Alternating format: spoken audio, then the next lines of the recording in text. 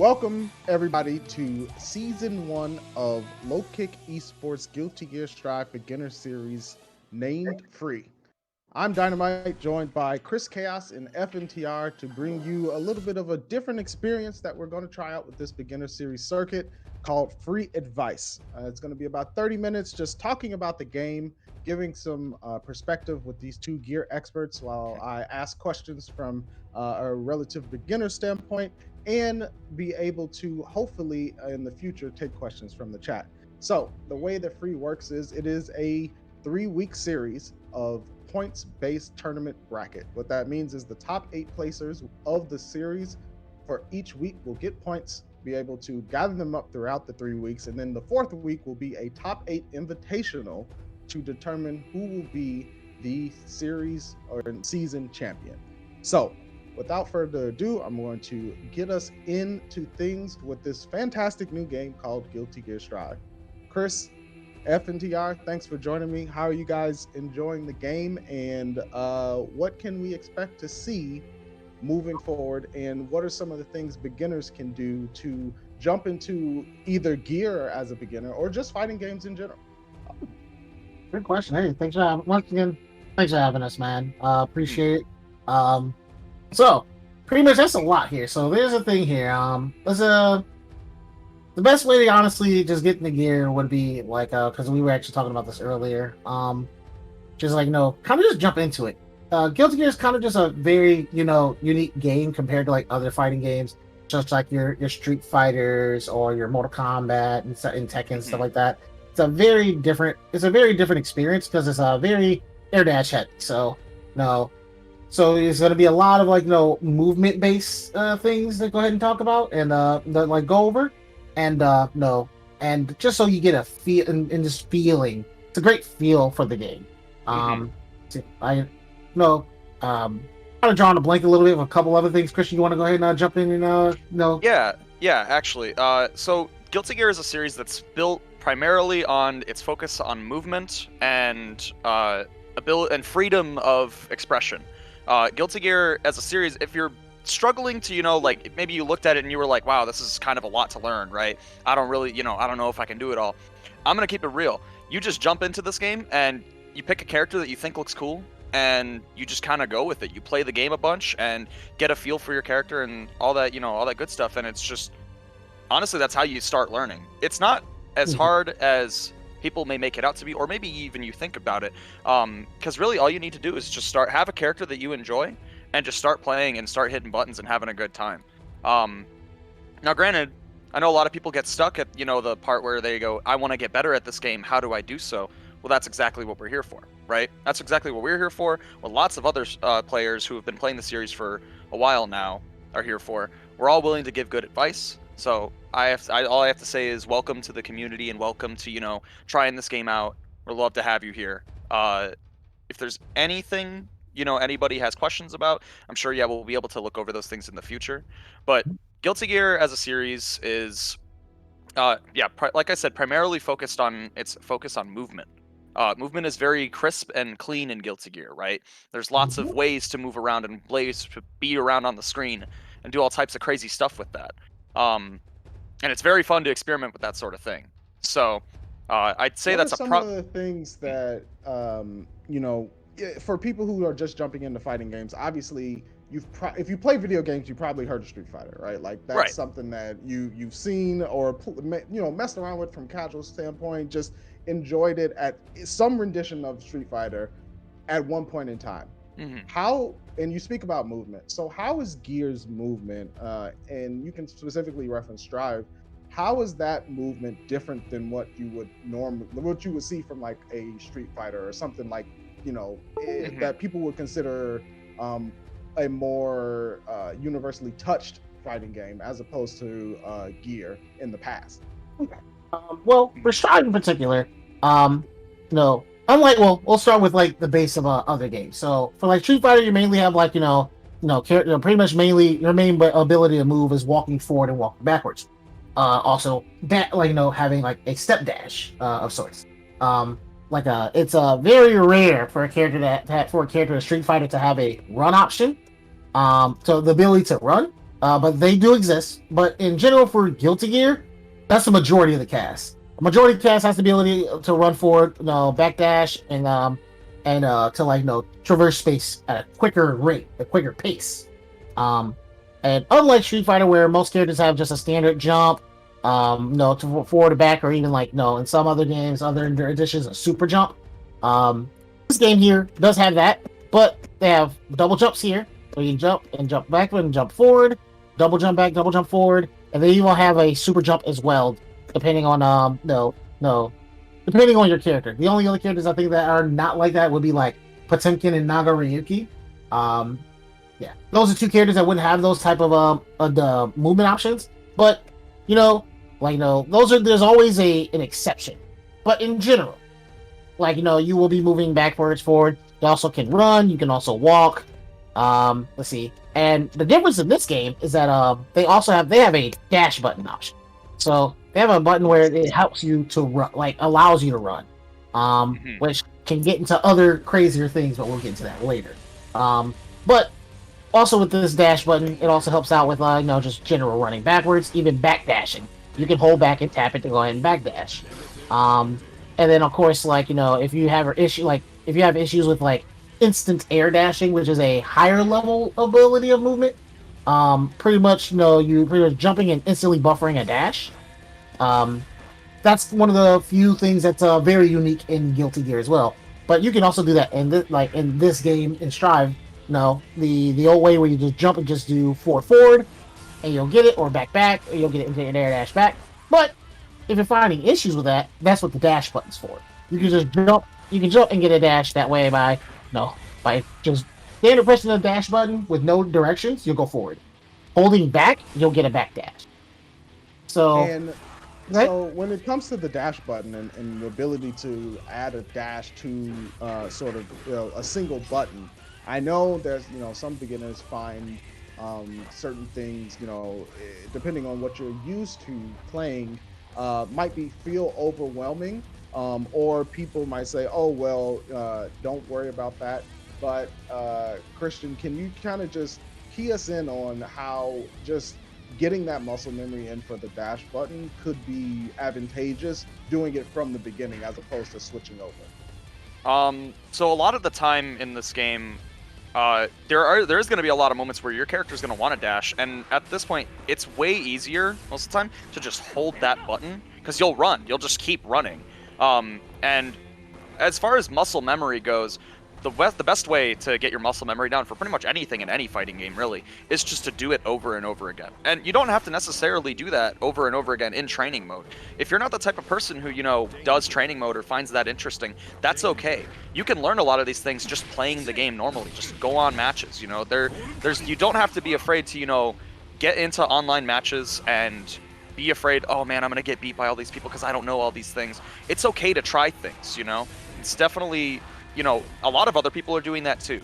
Game's brand new. That's the best time to try is right now. It's perfectly fine. Just be content with doing it a lot, right? That's how you're going to get things into your muscle memory, whether it be combos, the run button, if you want to do air dashes normally, if you want to dash normally, learn how to move, all that stuff. It's all going to be just repetition, and be patient with yourself. If you don't get it immediately, that's okay. But just know that when you're trying, you're actively trying and you're doing, that's enough, to be honest. As long as you're trying, it's usually enough. Yeah, and I've watched several other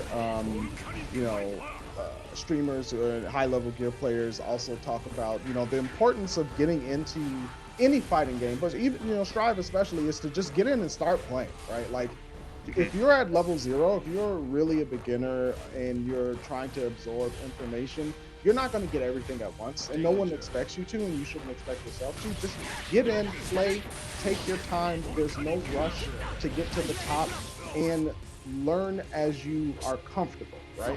Because the whole point of it is having fun.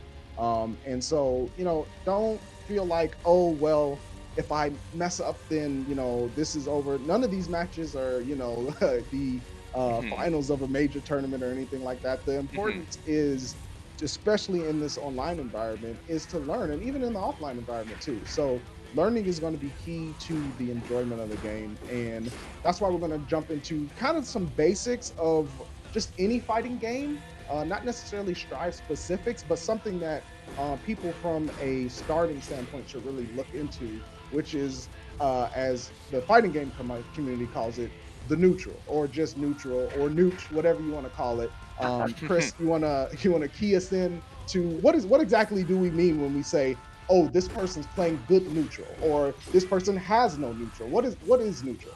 Mm-hmm. Okay. So this is an actual question that's been thrown around forever and being wrong, like interpreted wrong, in many ways and many definitions. But we have a clear definition for it.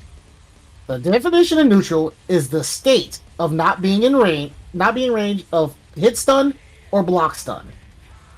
So pretty much, and essentially pretty much out of range of your opponent's attacks or anything that would put you into proximity guard, which is pretty much, we'll get into that later. But pretty much at the end of the day, it's pretty much neutral is the state, is being in the state that you're not in hit stun or block stun. So when we're saying someone's playing good neutral, it's mainly... Uh-oh. I think we lost Chris. We just had a small technical difficulty. Yeah. He's going to be right back. Awesome. The secrets of the fighting game world were about to be revealed. Yeah, We'll be they back decided. in a second. They decided it was too much. Hello, am I back? Oh, yeah, we hear you. Okay, I have no idea what just happened, but I have to change some things around. Whoops. So let me close some things out. No problem. All right. Let's see. So That was pretty good timing. That's pretty good timing. So let's get this back. We got that. Are we still in the air? No, I think Seth put up the be right back. Damn, that was good timing. That was Gosh. tight. The moment, so this is the neutral. So this is Damn. what neutral, Right? Oh man. That was pretty good. Oh, you guys can still hear us. Okay, Okay, you still cool, hear cool. me? Okay. Yeah, they said not today. Oh man. It's all right. My Make the best of the situation. Okay. You know Small what I mean? technical difficulties. On the YouTube video, we'll have the fade to black and white with the Yeah, exactly. I'm almost done, guys. I'm sorry. No, you're yeah, good. Oh no, it's all good. Discord pretty It's much all just good. said no. To kind of go off, since we're still on the air, to kind of go off of like what Chris was saying about neutral. Neutral is essentially like in its most basic form, the state of like there's no advantage for either player. They are kind of just hanging out in space, and either player could go in either direction of like advantage or disadvantage, right? No one's for sure winning yet, right? In a neutral situation, there is no aggressor, and then there is no defender. So that is at its core what neutral really is, right?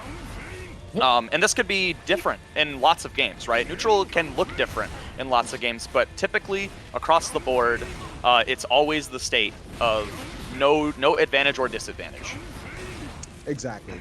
And so just to kind of jump back in, Chris, when you're in the state of neutral, what are some of the elements to keep an eye out for, especially from a beginner standpoint, right? A lot of people talk about, okay, well, you're entering in neutral, you have to play art. You have to, start to think about RPS situations, right? And what is that? What is RPS, and how does that affect that neutral state that you and Christian talked about? Okay, I can explain that. So when it comes to the RPS in your neutral game, there's 3 options: rush down, space control, and whiff punishment. So, for example, rush down would be rock, paper would be space control, and scissors would be whiff punishment.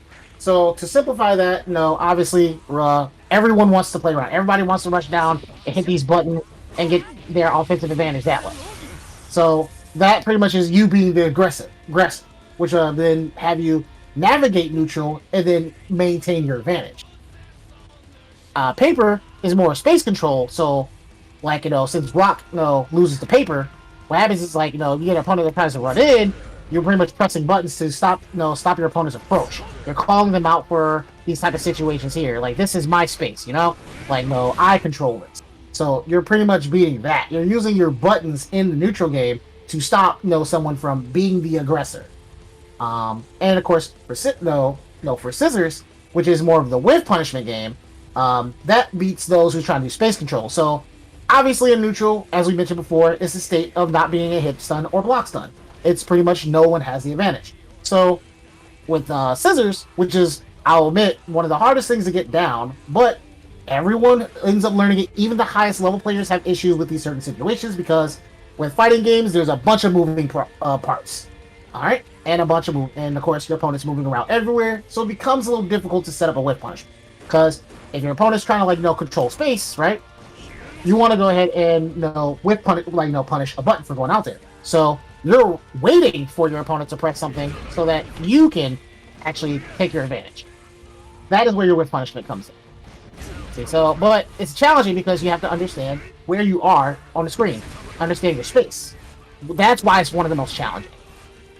You have to be real. And to kind of go off of that sort of thing comes with time and general situational awareness. And the reason why we talked about movement first was because movement is a means to space yourself properly, so you can start playing good neutral, right? Movement is nothing without space control, whereas space control is also nothing without movement, right? You need good movement in order to put yourself in a position so you can control space properly, right? That is something that, I think people tend to kind of, mix up sometimes. Sometimes they'll do one and not the other, and they'll wonder, why am I struggling so much in the neutral space, right? Like, I know I'm doing this right. It's like, you kind of need a little bit of both, Mm-hmm. Yeah. Yeah. It's definitely something that when you're in the heat of the fight, it's going to take some time for your mind to get accustomed to just the speed of the game, to the speed of your character, and the character you're facing. And you'll know eventually with enough time, and that's why playing is so important. You'll know with enough time, okay, I am about half a screen away from my opponent, but I'm also near the corner, right? So I only have so much space to move backwards. So maybe instead of trying to move backwards, I'm going to try to use some space control tools that my character has, depending on what character you're playing, to stop the approach so I can gain some room of the screen back, right? To push them back.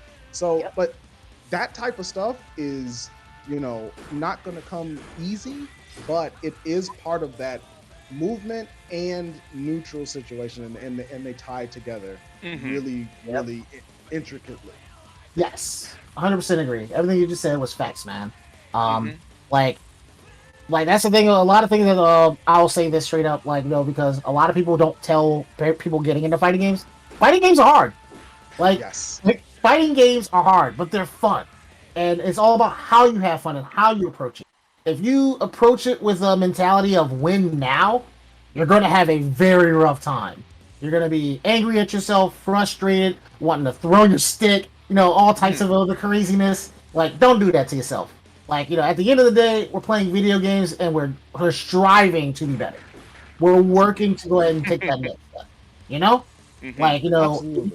If you have this mindset of just like, I gotta do this right now, I gotta do this right now, blah, blah, blah. No, this genre in general is just very difficult to get into.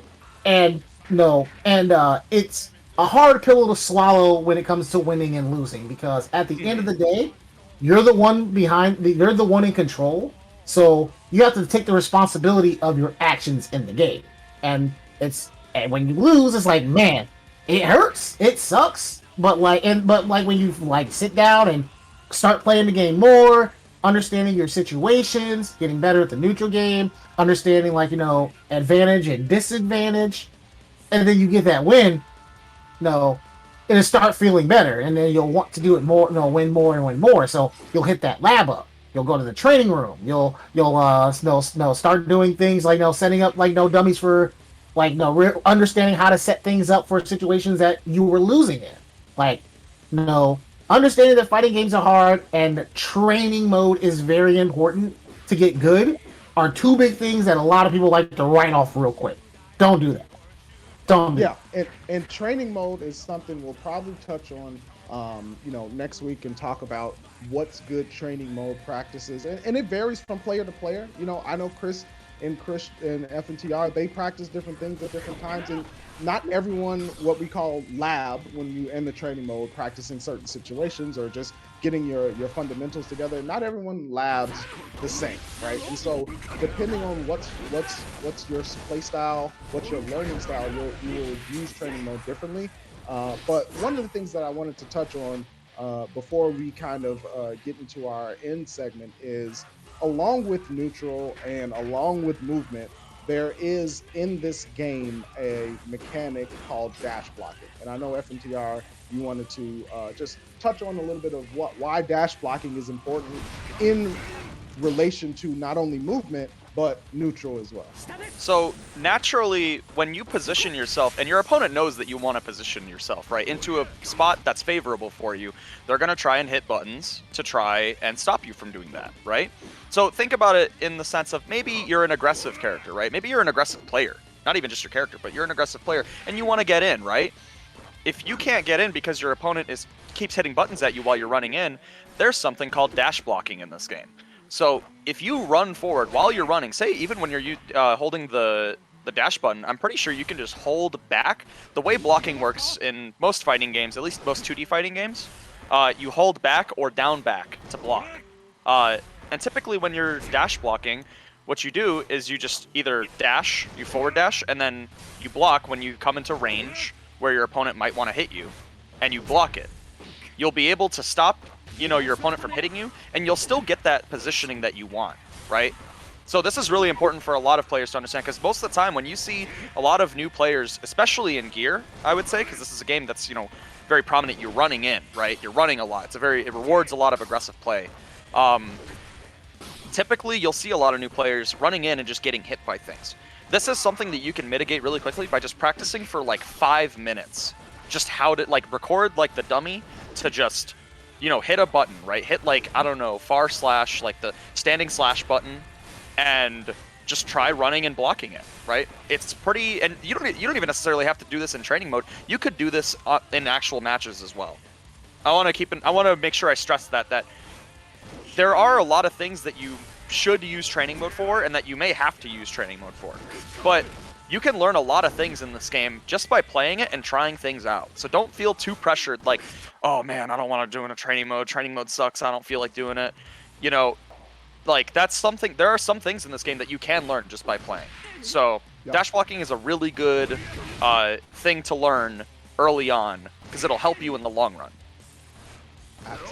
Absolutely agree. And one of the things that I want to touch on when it comes to these concepts that we're putting forward and things to think about is when you're in a match and you're just playing, especially from a beginner standpoint, try to set 1 to 2 objectives. No matter the outcome, win or lose. Say, okay, in this match, I'm going to try to complete this combo that I've been practicing, right? I'm going to try to get myself so that I can just do this combo whenever, I have an opportunity to do it. That makes things rewarding at a small level, and the outcome of the match won't matter as much compared to what you were able to get yourself to do against another human opponent, right? Because that's the building blocks that you'll be able to set up, especially from a beginner standpoint, and it helps you take a step back and say, okay, I lost this match, but I was able to do the combo I practiced 4 times. That is a win. That is a W in your column, because you're then building the fundamentals so that now you won't have to think about doing that combo as much, and you can move on to the next thing. It's like clearing goals in any sort of training regimen that you would do.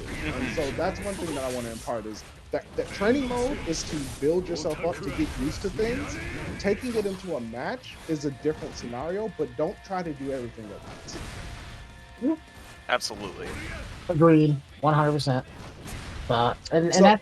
Go ahead, continue.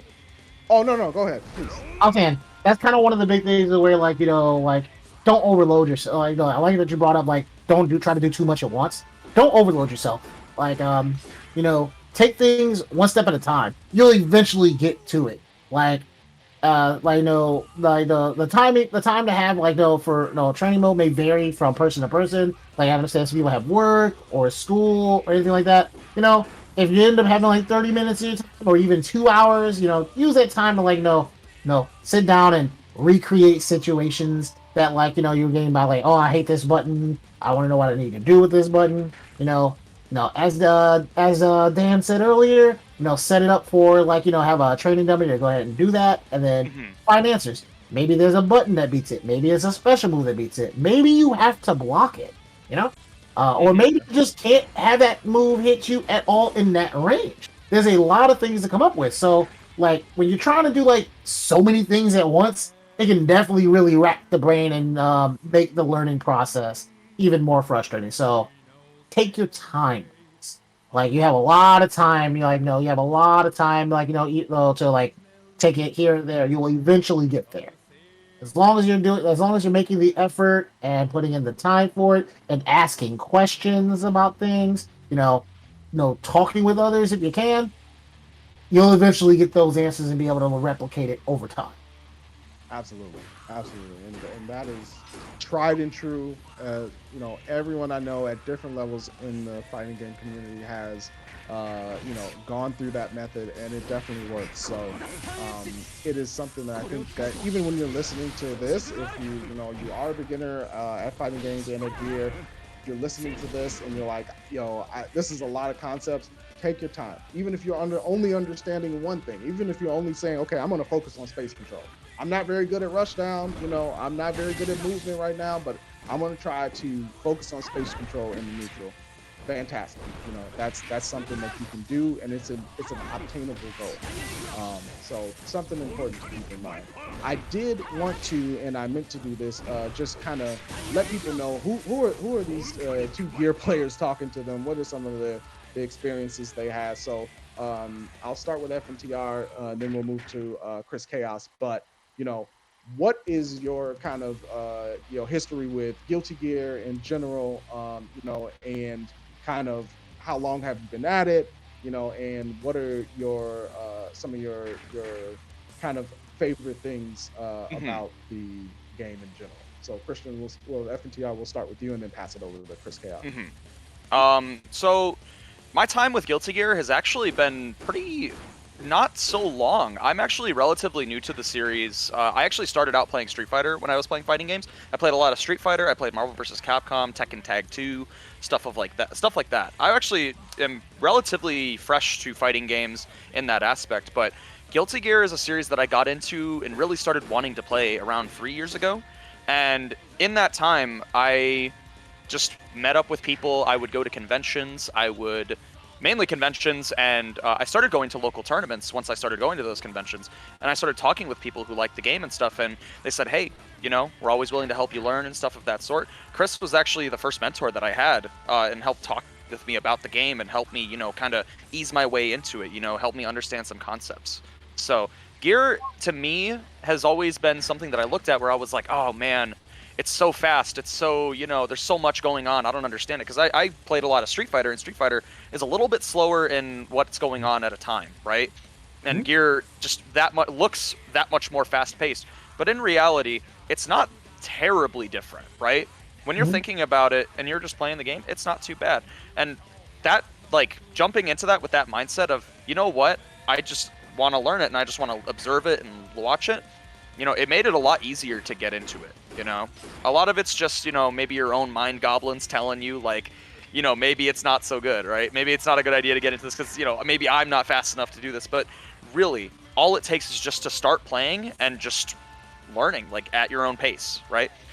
Where I'm at today, I mean, I definitely have improved a lot over the past 3 years. But there's still so much to learn and just have a good time doing it, Gear, to me, I love Gear. I love it. It's such a good time. All the characters are so cool. I love the music. I love, the general aesthetic. It's just mad cool. Oh, awesome. Thanks, FNTR. Just a little bit of credentials for people so they know exactly who's giving them this advice. And Chris Chaos, will pass it over to you. That's it. Chris Chaos. I've been involved with the FGC heavily. 2011, but I've been playing since 2004. So I've been around for a while. So I really didn't, even though I've been playing for a while, I really started off with like, Street Fighter 3, Third Strike, and a lot of Alpha 2, casually. I didn't start getting competitive until 2011. So I started off funny enough with Blaze, and was having fun with that and enjoying it. And then I got talked into playing Guilty Gear by a friend of mine in Virginia. He was like, "Yo, man, we'll try some of this Guilty Gear," So like he eased me on in. I wasn't really sure about it, and I like messed around and played with it, and like things were very different and very hard, but I was having fun with it. Luckily enough, I ended up moving to Chicago, and Chicago is historically known to have a strong scene for the game. So I ended up running into a lot of mentors at that time to help me learn the game and help me get better. And thanks to them, I was able to get out of pools and place top 8s for Accent Core. And then which led to me playing into Exert and having success, and then helping others in my scene and others outside of the scene. I pretty much I pretty much was becoming the role to help others because I was at a time where it was hard to find help. So I didn't want other people who are around me to go through that. So I did everything I could to change that. So I've traveled around, I've played around, I've helped as many people as I possibly can, and I've and even though with all that's all XX and Exerd, even coming into Strive, game is completely different. The more things change, the more things stay the same though. This is still Guilty Gear, still things still apply from previous versions to this game. It's just a couple little changes, and I'm learning that myself. So even though I've been playing for a while, I'm still learning as well. And I just wanted to go ahead and try to see how far I can go with this game as well.